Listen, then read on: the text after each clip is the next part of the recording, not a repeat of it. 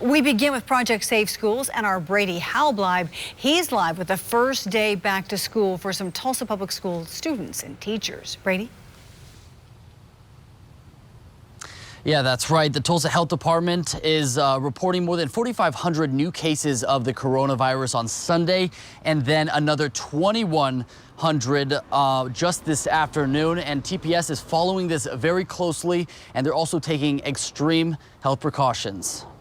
It really is going great. Once again, the halls at Council Oak Elementary are filled with students after more than 8 months.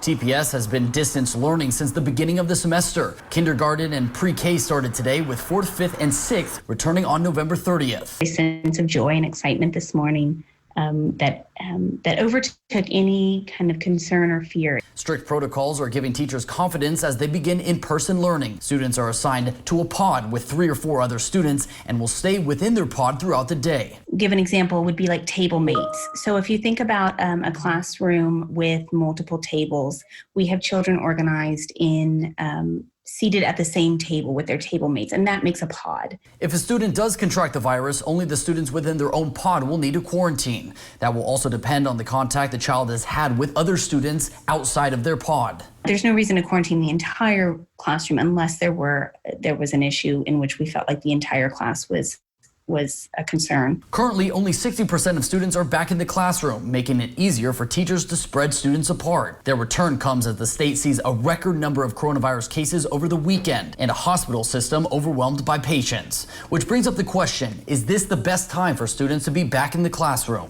We're very concerned about the numbers increasing. Tulsa Public Schools Superintendent Dr. Deborah Gist says the district is working closely with the health department, also reassuring parents that the virus does not seem to be spreading within our school communities. And that's primarily because of the safety practices that are happening in our buildings. Still, as a parent herself, Principal Flowers says she shares the same concern and pleading with Tulsans to feel the same. We need to pay attention to it and to do everything that's within our powers to keep each other safe.